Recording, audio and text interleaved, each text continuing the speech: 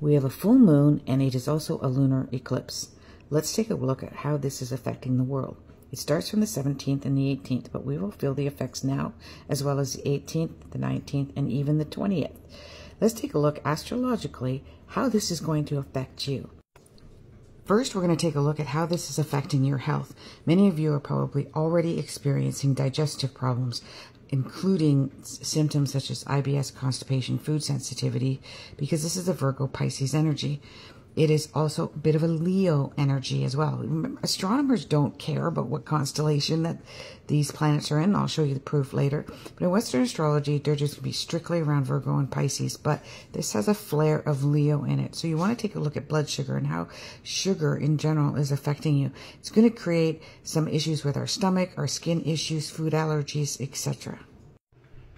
Now, don't get started on inflammation. If you are achy in your joints, specifically in your feet and your hands, because that's the Pisces energy as well, you're going to feel this inflammation throughout the whole body. It's going to have you take a second look at what it means for you to look at your diet and your food choices. Globally, that's going to come out this week as well. There are going to be people in politics and around the world. They're going to take a look at what is going on with our food and our food choices. Be careful, because you might want to overindulge, overdrink, or find a way to escape during this time. It's okay if it's safe, but if it's not safe, take a second look.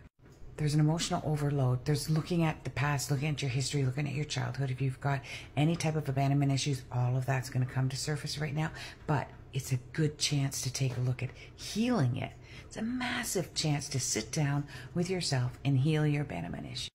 If you're psychic or you're intuitive, is it you? Possibly all of these heavy burdened feelings that you're having are an empathic overload of what's going on in the world. Any of you guys feeling these symptoms? Because I am. I definitely am feeling the symptoms. Hope this helps. Namaste. So this is how I'm going to explain it. As you can see here, the Western tropical ephemeris is saying that the sun is already in Virgo. And these are the dates that we're looking at for the full moon. And then it hits Pisces. But you see, this would not actually be an exact full moon, because the sun is at 24 degrees. The moon is at 11 degrees. And they just get further and further apart. An exact full lunar eclipse has to be the same degrees opposite of each other. This is called stellarium. And stellarium is an astronomical, not an astrological. This is for astronomy. This is for people that are stargazers, not astrology-wise. And right now, the sun is just leaving Leo, and it's just barely moving into Virgo. And that is for today's date. When we have our full moon, it will move at 1 to 2 degrees of Virgo. And on that day, the moon will be just leaving Aquarius and barely moving into the area of the constellation of Pisces. That makes this even more important, because it's going to be at 0 to 1 degrees. And when we're at 0 to 1 degrees, something magical and wonderful and amazing is going to happen out of turmoil. The opposition of turmoil, for instance, in the United States. Let's look at that. This is the Sidereal chart, which is real constellation, true constellational astrology for the United States. You can see the sun is here, barely hovering over the area of self and money. It's right in the area of money, and it's hitting Neptune. Now we're going to take a look at Neptune as well. Very close to transiting moon, just leaving the planet, the 7th house of politics and mostly law and legal. It's in Aquarius, so that's a political view.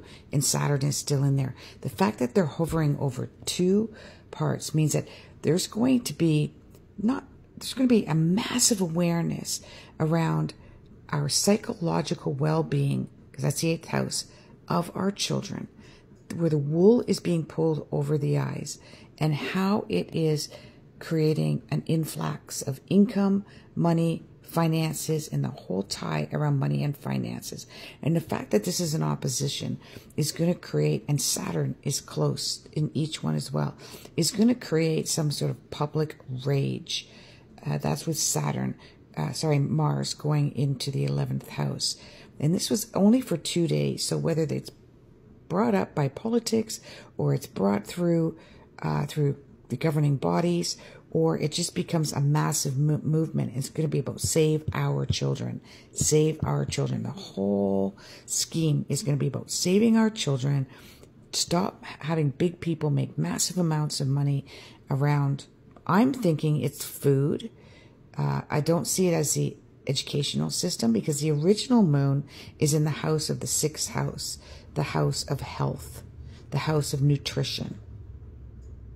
There's nothing really affecting the educational system is right here. And the educational system can be here as well too. So it can be around teaching our children through the educational system about foods and food habits, having better food in the educational system to give them a head start. But let's see what happens. What do you guys think? Namaste.